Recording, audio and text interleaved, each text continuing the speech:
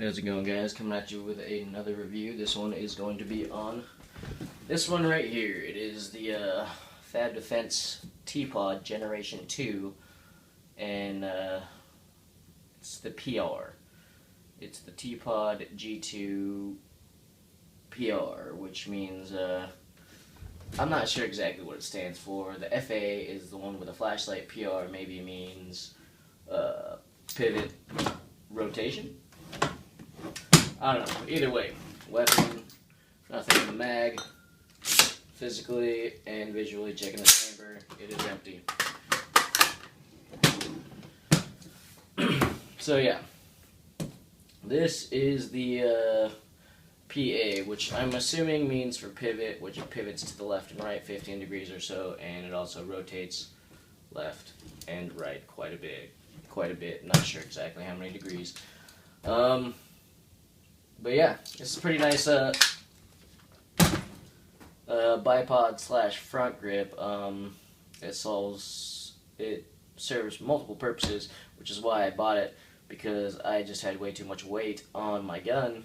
It was getting way too heavy. I had an Magpul angled foregrip, the flashlight, and I also had a big old bipod up here. I just figured I needed to get rid of that bipod because it was way too much weight, and it was all the way up towards the front of the gun, which, you know, brings the nose down and makes it much more difficult to carry for long periods of time. So I decided I'm going to just get rid of that and get a bipod front grip combination. So I decided to go for this, and I believe it was well worth the money. I bought it off of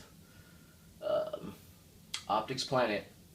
I'm not quite sure how much. I think it was about $240 normal price with them, and I got a coupon code somewhere for 15% off. You can usually find good coupon codes for Optics Planet, so it knocked off about 20 bucks. So I walked out with it being about 120 bucks, which is not a bad deal considering they're usually going for about 150 most places. But I don't know, it's pretty nice. I like the fact that it pivots. I think they all pivot, but this is the only version that rotates. And on top of that, it does have a flash, what's called a pressure switch holder right here. I know most foregrips have a pressure plate right in here, which you take out the pressure plate, put in the pressure switch, and then put the pressure plate back on. And what you're supposed to do is grip it like so and squeeze, which from what I hear can actually be pretty awkward, and this one is not so. What I do is I usually grip it like this with my hand pretty much right here, and if I need to hit the pressure switch, what I do is I bring my hand down like so, and it's actually incredibly comfortable. Works really nice. This is a Phoenix pressure switch, and if I need it on permanently, just wrap around like so. Don't have to take my eyes off the target, don't have to take my finger off the trigger, and it's back off. So at any given point in time, I can pull the trigger without having to worry about not being able to fire while I'm trying to bumble with my flashlight on or off, whether it's momentary or long term. And the Phoenix pressure switch slides into this piece right here. It's nice and tight and snug, so it will not come out. That was actually pretty difficult to pull out right there. There's these two screws right here, Allen screws. What you can do is you can unscrew both of those, and then this little bottom piece will slide up or down if you want to tighten it further. But I have it at a pretty good setting to the point where it holds it really nice and snug, so it is not going to come out. But yeah, this is a Phoenix pressure switch. From what I hear, this does fit multiple different type of pressure switches. I'm sure Surefire makes one that fits. I'm sure most of the pressure switches all are roughly the same size, but the Phoenix one definitely fits quite nice, and I do recommend Phoenix flashlights. They are probably half the price of Surefire, and I'm assuming they work just as well, if not better, from what I hear. I hear these actually are brighter. So, and the way they have it, they have double springs on each side so that the battery doesn't rattle around breaking things inside when you're shooting. So it's a perfect firearms weapon, or it's a perfect weapons light. So highly recommend Phoenix. But getting sidetracked. So let's talk about the grip here. All right, the button is on the back. There's two different buttons. The G2, the Generation 2, they fixed a problem with the last one where they had two buttons and you had to hit both buttons. This one you only have to hit one. So it doesn't matter if you hit the left one or the right one, it will extend out either way. And it is kind of a rough button to hit.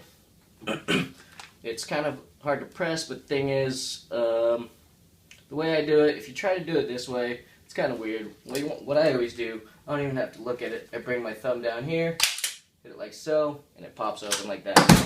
One thing you do not want to do is you do not want the grip opening before the legs extend out all the way, because then you have this problem where if they open up before they extend all the way, then one could theoretically extend further than the other, and if that happens, then you cannot close it.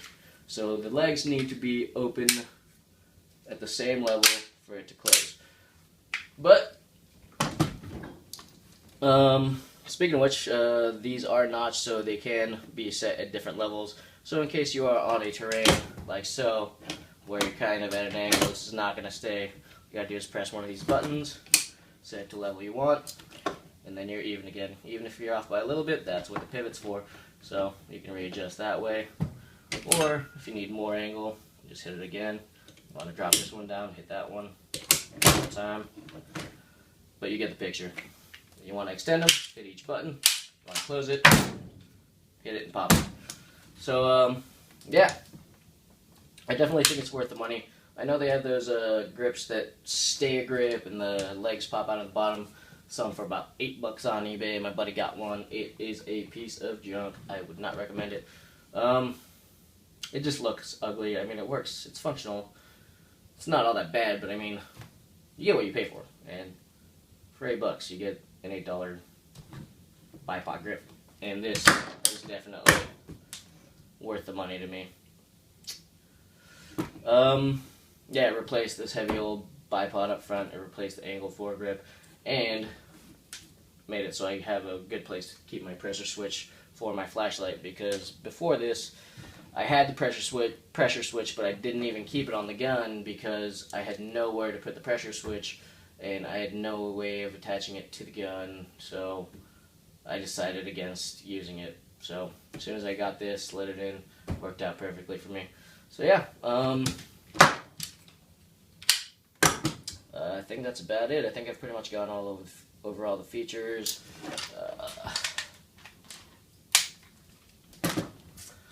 It does have these nice finger grooves up here, by the way, and right here. The thumb does settle in right here underneath the buttons.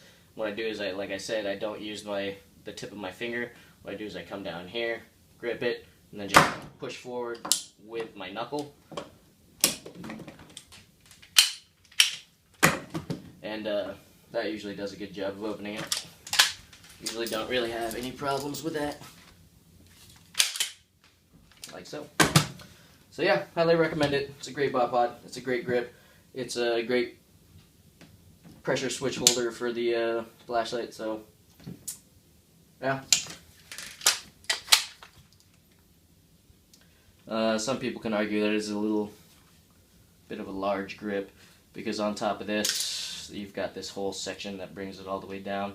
So yeah, but the other versions, the more simpler versions, I believe don't have this entire section because it's there for the sole purpose of rotating. So I think it gets longer when you get to the G2 PR. So if you get the other ones, it might be a little bit shorter, but either way, I like how it looks, I like how it sits, I like how it feels, I like how it functions, and supposedly it's durable as shit. I've seen videos online of people popping it open, setting it down, and then standing right here while like holding themselves, you know, up with a desk, but like trying to jump up and down on this section of the gun, and it just holds sturdy. So supposedly it's incredibly durable, pretty much impossible to break unless you physically try to break it. So I highly recommend it. If you got any other questions, comments, anything like that, go ahead and post them down below, and I'll try to get to them as soon as possible. Thanks for watching. Alright, figured you guys might want some close-ups, so here's the Phoenix pressure switch. I pull it out halfway. Usually it'd be all the way up to here or so, but I figured you guys might want to see that. That's the adjustment screw right there. The Allen one. And if you loosen that one and the other one that's right about here on the other side, then the bottom piece you can move up or down to tighten or loosen onto a pressure switch depending on the size of the pressure switch. So yeah, mine's a Phoenix. Maybe the Surefire is a little bit bigger. Maybe the 5.7's a little bit smaller. Who knows? So they made it adjustable either way, just in case. So here's the legs. You can see the nice finger grooves right here. Nice grippy design on the back. You can see the thumb buttons right there, one on the left, one on the right. Let me rotate it out so you can see a little bit better. One on the left, one on the right. Like I said, all you have to do is hit one or the other, and it will deploy the legs out. You can see the notchings on the legs so that you can adjust the height. This is the inside button. This little white button right here. You press it. If I were to press it, then I could adjust the legs. Like if I hit this one, it's a little difficult. I can't really do it with one hand, especially with the magazines in the way, because the way it is fully extended, pretty much the legs hit the ground and the magazine touches and the back touches as well. So it's kind of hard to show you the leg extension adjustment with one hand when I'm holding the camera, but I also wanted to show you guys the other side, so I'm going to put the camera down for just 1 second.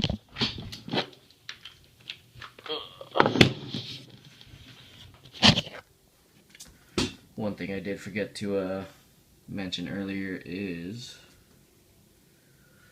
these. It is not quick detach, but these are easily screwed in and off with the fingers, so it's easy to put on and take off, which is good because honestly, with all that on there, with the aim point and the grip, it does not quite fit on my gun case. So when I'm transporting it in the case, I do usually, well, every time I need to take off the bipod, so it is good that it has these little thumb screws. Don't have to bring out an Allen key every single time I want to remove it. And there's a Phoenix flashlight. This is, I believe, the TK15. I'm pretty sure. Let me check. Yep, it is the TK15. This TK15 has 4 different brightness settings: low, medium, high, and turbo. And here's the pressure switch. It did not come with a pressure switch. I had to buy that separate. I think it was about $20, maybe $30, but I think it was closer to 20. Has a permanent on-off, and then of course the pressure switch on the other side. So yeah, it is a pretty long pressure switch cable, but I